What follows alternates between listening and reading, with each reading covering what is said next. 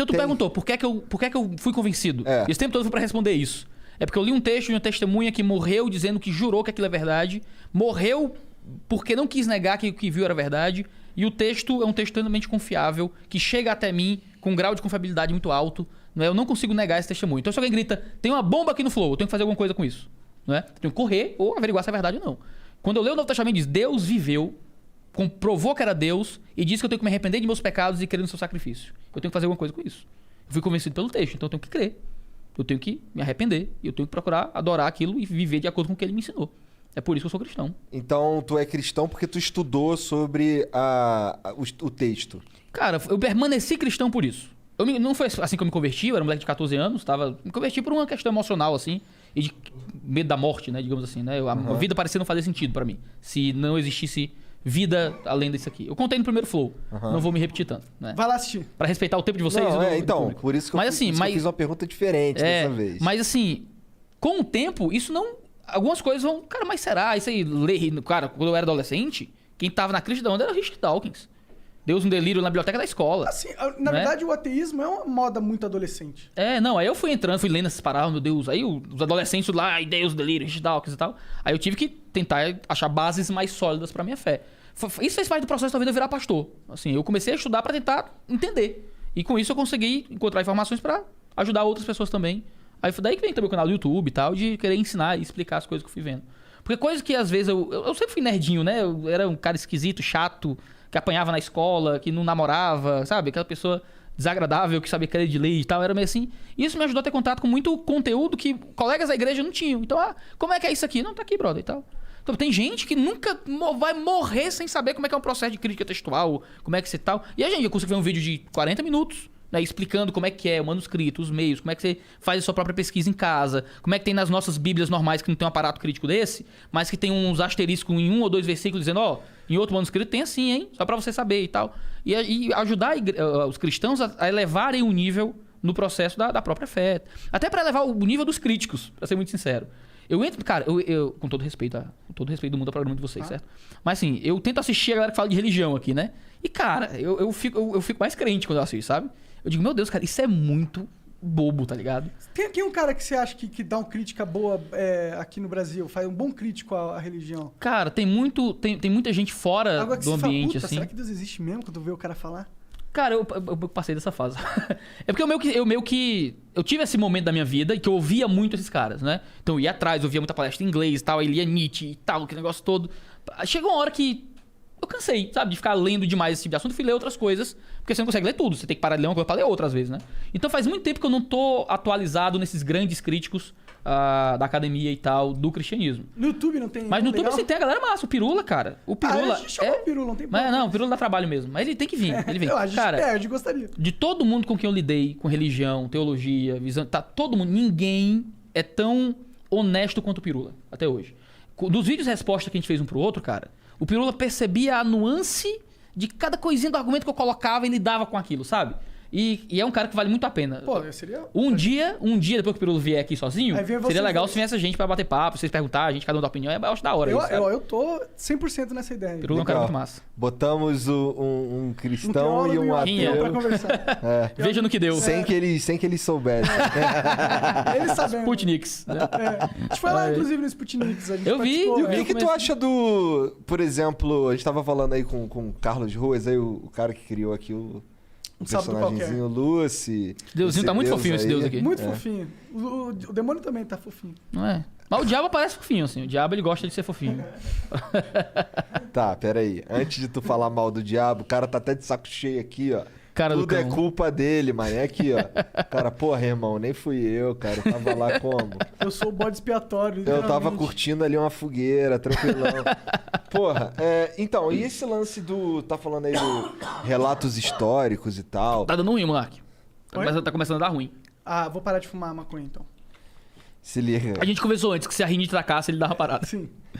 Não é maconha, é tabaco orgânico. É tabaco orgânico. Altamente selecionado. Isso. Altamente selecionado. O que tu pensa... A gente tava falando aí com o Carlos Ruas sobre os outros evangelhos que não entraram na Bíblia. Sim. Porque assim, a gente consegue verificar facilmente que houve uma seleção quando a gente compara a Bíblia cristã, a Bíblia evangélica com a Bíblia católica. Sim. Né? Uma tem mais livros que a outra. A católica tem alguns livros a mais. Então. São os deuterocanônicos. Deutero é hebraico para outro, né? Para algo novo. Então é um novo cânon. É um cânonzinho a mais que eles adicionam ali. Mais um caninho. Tipo isso. Então, e aí a gente chegou a falar sobre os manuscritos do Mar Morto. Sim, e tal. é excelente, cara. Evangelho falando, acho que é não sei de quem, de Maria Madalena, de que Todo ano é super interessante, requenta um que todo mundo já conhece e diz descoberta nova. Então, tem o texto que diz que Jesus, na verdade, que Judas era o melhor amigo de Jesus. Tem muita coisa aí. Cara, eles combinaram. Esses textos são muito conhecidos, assim. Eles não são... Por mais que hoje em dia fale-se muito, sempre volta, a gente não tem descoberta nova desse tipo de texto há muito tempo. Né? E esses textos são conhecidos. Você pode comprar em qualquer lojinha bíblica apócrifos e pseudoepígrafos. É um tomo desse tamanho com seleção desses textos, sabe? Pra quem quiser conhecer. Eu li boa parte deles. O Novo Testamento tem muito. Acho que tem 108, sei lá, uma coisa assim. Apócrifos? Da última vez que eu lembro, Caralho. da última vez que eu vi. Que geralmente são documentos de autoria falsa, chamados pseudoepígrafos. Alguém que escreve dizendo que é Paulo, mas o texto é do século III, sei lá, sabe? São textos falsos, geralmente de comunidades gnósticas. Tem o agnóstico, né? O cara que não sabe. O gnóstico acreditava na salvação via conhecimento, um conhecimento cósmico, sei lá, um negócio assim. Caralho, Foi uma das primeiras heresias que o cristianismo combateu no século I e II. Ah, é? As epístolas de João lidam com esse tipo de ideia, mas um pouco Conta primitiva. mais sobre isso, sabe algumas... Como foram essas heresias aí? O gnosticismo vem muito da... Eu tenho que ficar lembrando que vocês são... Não, vocês são um teste pra minha memória. Porque é tanto parênteses que, meu Deus, se eu consigo voltar. Se não voltar, não tem problema. Tudo bem. Não, é que eu fico angustiado. Me dá um negócio se eu não voltar, sabe? Tá. Eu não durmo. Se eu um dia assistir o negócio e ver que eu abri e não fechei, eu digo, não! Quer terminar? Eu lembro dessa pergunta. Qual era? Sobre as heresias, primeiras heresias aí. Pronto, lembra da parte das primeiras heresias. bom. Deixa eu falar do cânon que tu perguntou. Tá. Então a gente pode procurar esses documentos e lê-los, né? A maioria deles foi escrito com falsa autoria, são textos gnósticos, coisas assim. Então, desses textos, muitos são jogados fora com muita tranquilidade. Agora, existem alguns textos que não entraram no cânon, que eles eram textos ligados à comunidade da igreja mesmo. O Didaquê, que era um ensino lá sobre batismos e tal. Você tem epístolas de Clemente, epístolas de Tertuliano, textos que surgiram naquele período que a igreja interpretou como um ensino correto, uma carta boa, pode ser lida e aceita, mas ele não era ligado ao corpo apostólico e por isso não entrou no cânon do Novo Testamento. Não foram os apóstolos que escreveram ou pessoas diretamente ligadas aos apóstolos.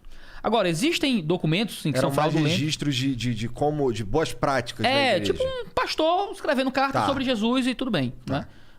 Agora, existem textos que são fraudulentos mesmo, né? Como os pseudoepígrafos, né, e tal. Muitos desses evangelhos foram escritos por inimigos da igreja, por hereges. Então, Evangelho de Maria Madalena, Evangelho de Judas e tal, geralmente são falsificações feitas para tentar criticar o cristianismo. E dizer coisas que não eram... E muitos são posteriores, não eram do tempo do Novo Testamento. Como são é que a cartas gente mais comprova novas. que são falsos, por exemplo? Sabe dizer?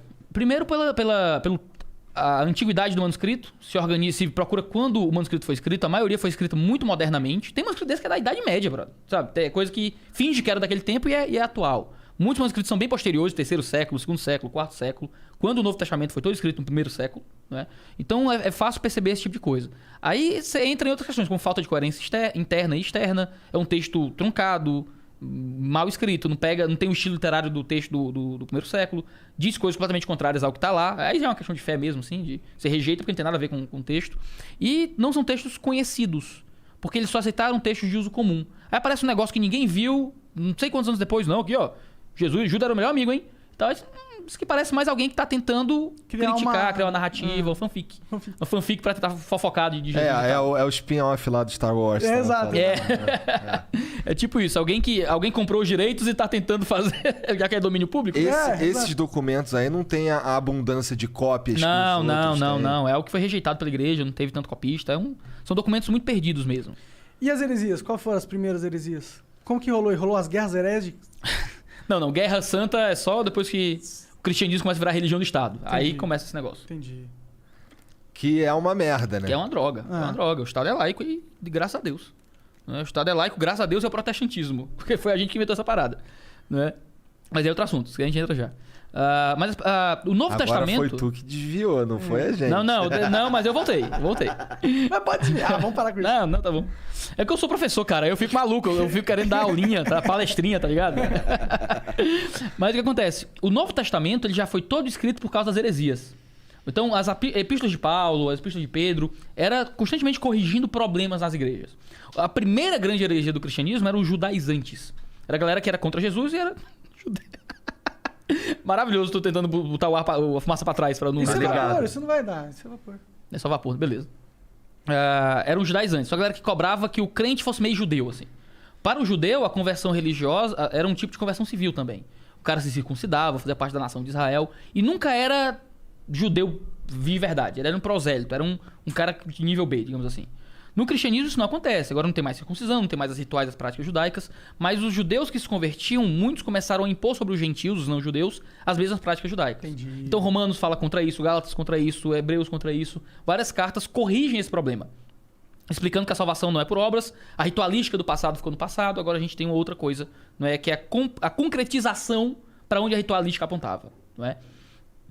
No Evangelho de João, ele começa a lidar com os cristólogos chamam de protognosticismo. Porque o gnosticismo é uma heresia do século II. Tem um primeiro pai da igreja chamado Irineu de Lyon, que escreveu um livro chamado Contra as Heresias, que ele lida com o gnosticismo e tal, em 4 volumes. Mas havia um protognosticismo ali no período primitivo, em que o pessoal dizia, não, ó, Jesus não era homem de verdade, porque a carne é má. Então como é que Deus pode virar homem? Se a carne é intrinsecamente má. Isso, inclusive, um Não é? paradoxo da minha cabeça de Deus encarnar, mas... E é o que João responde no evangelho dele. Ele diz, a gente tá falando do que a gente viu, do que a gente ouviu, do que a gente pegou. Ou seja, acredita em Eu mim, mano. recostei minha cabeça no peito dele. É isso que ele diz, né? Acredita em mim, confia em mim. mano. Confia em mim. E eu morri dizendo que é verdade, entendeu? Eu não confio, mas vamos lá. Tudo bem. Eu acho que tem que ter muita fé pra não acreditar nisso. Eu não acredito em humanos. Eu acredito em Deus. Caralho! Aí, esse foi... Aí. Vou usar isso contra você depois. Tá bom.